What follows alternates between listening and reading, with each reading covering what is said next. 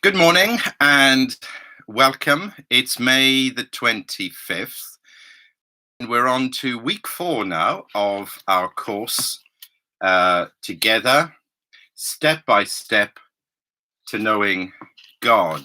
And as I said to you last week, I've got a feeling that some of you, there's one or two of you out there who are following along very faithfully day by day, and I want to reward you for that.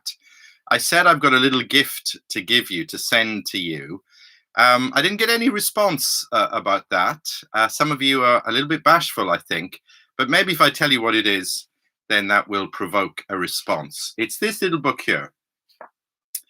It's called Books of the Bible, My Notes and Reflections. It's a really beautiful thing. If I do that, you can see more clearly. It will help you to read through books of the Bible with bits to color in, summaries, places for your notes. There we are, the book of James. It has a short summary, your notes, tells you how long it'll take you to read it, bits about the author and background, and things to look out for, and a bit more coloring in. So I think, particularly if you're a parent, then of course your child can do the coloring in while you're reading a book from the Bible, maybe reading it out or reading it with your child or children, if you have them. If not, come on, everybody enjoys getting the colored pencils out and, getting stuck in. Anyway, it's a beautiful little book from the Bible Society. I want to give it to you, the first person who gets in touch with me. This is for you. How I would get it to you, I haven't got a clue. But if I know that someone is out there, they've been listening along, it doesn't have to be literally every single day, but there are some, I think, who maybe have. This is for you. Now, today we continue with our focus right at the heart of this course on the person of Jesus. Last week we were thinking, well, who is he? A real person in space and time history. He really existed. Most people, sensible, educated people, whatever else they think, they'll accept that he is a real person who really existed. But let's go a bit deeper than that in terms of what the Bible teaches. The Bible, and particularly the Gospels, are eyewitness accounts of this man. So that's the first thing. He's a real man. But then this was where we got to last week. This was really the punchline, which, if you get this, it does have a tremendous punch to it. He's a man, a real man, but also he is God in human form. God coming into this world, walking on planet Earth, and yet a real man. This is a great mystery.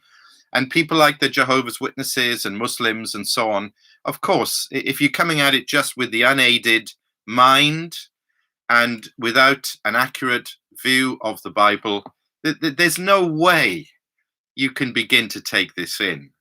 But I'm presenting to you the evidence from Scripture, and I'm trying to just talk you through and walk you through what the Bible teaches about what real Christianity is all about. And at the heart of it is the person and the work of Jesus Christ. This week, we're going a little bit deeper with that and saying, well, what is Jesus like? I mean, if the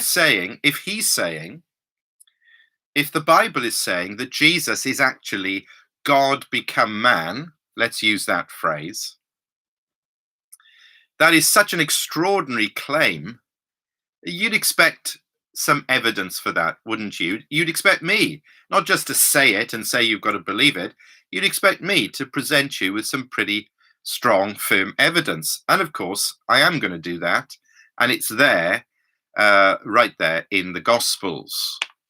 So if Jesus is God in human form, you'd expect him to be like God in different ways. So what is God like? Well, this takes us right back to the beginning of the course. This is why it's important. that we start at the beginning with a course like this and we build on it step by step. That's the whole point. And do you remember, it was just a few weeks ago, we spoke about God being great and powerful, a God of revelation, a God who speaks, a holy God, a loving God. Now, if Jesus is God, wouldn't you expect to see all those qualities in him, flowing out of him?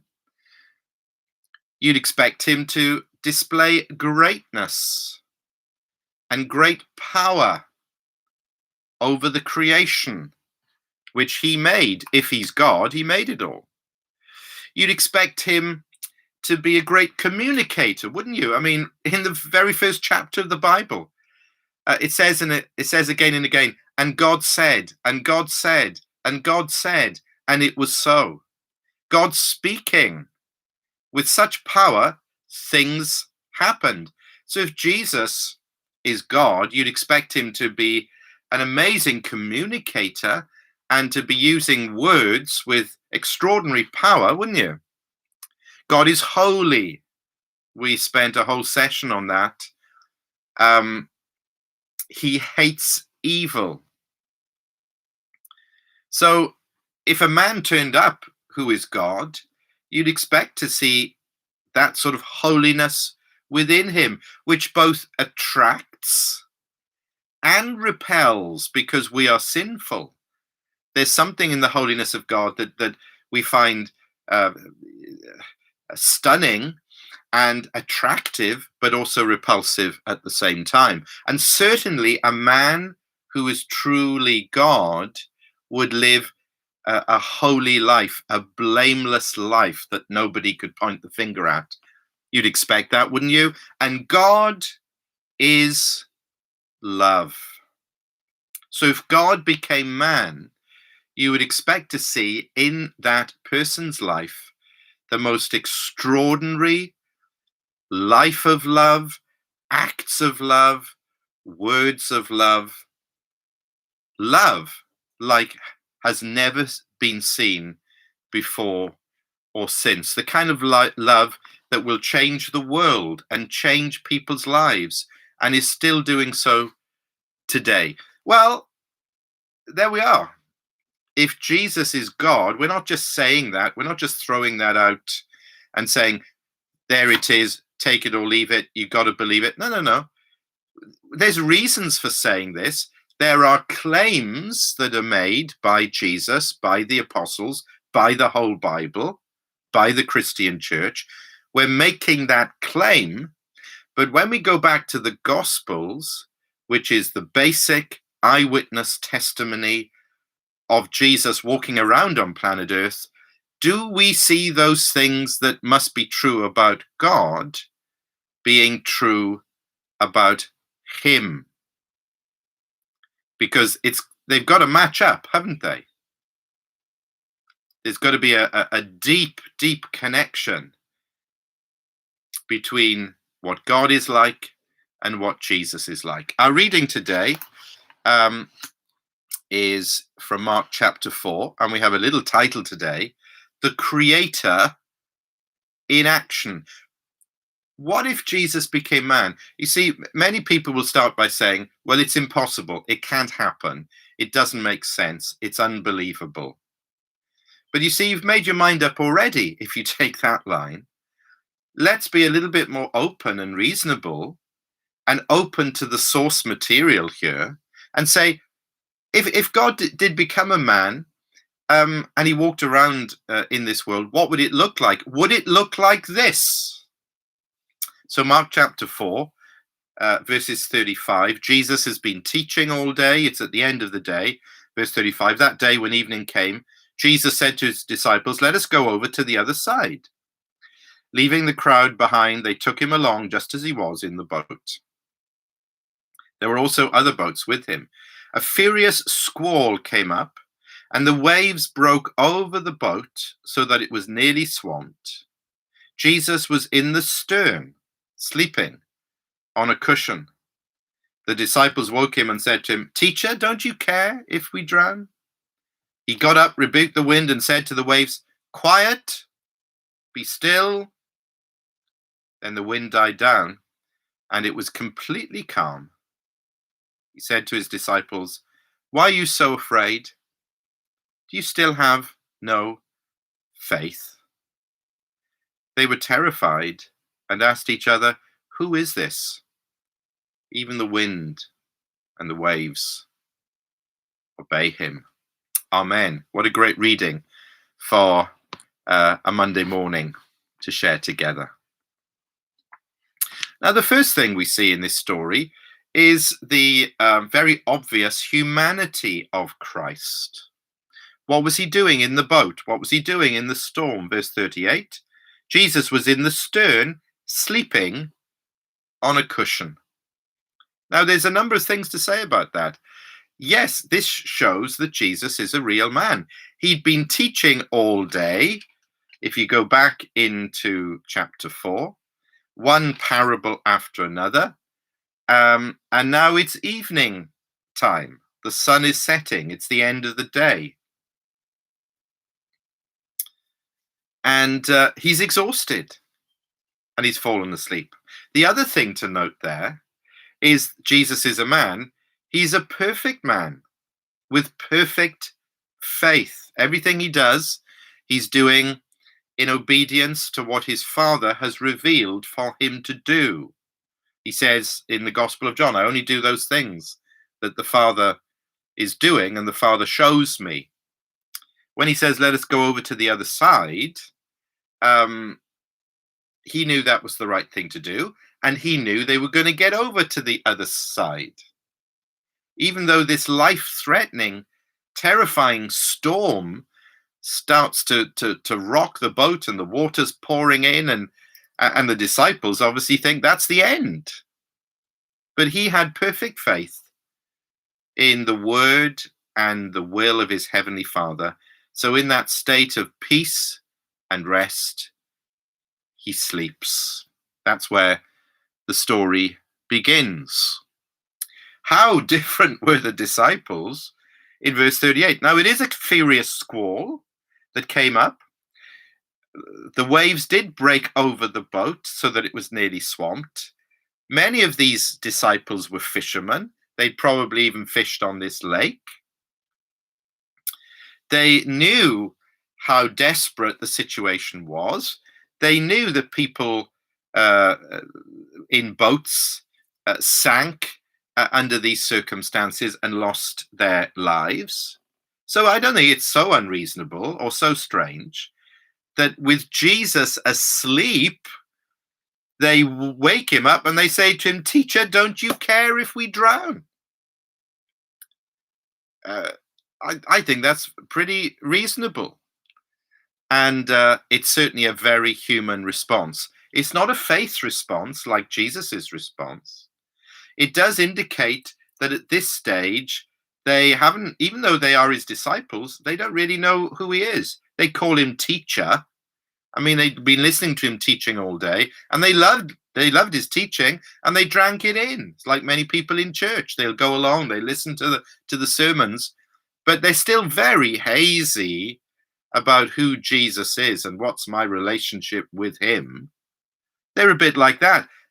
And it's when the pressure comes, it's when suffering and even possible death stares you in the face. That's when you find out what you really believe.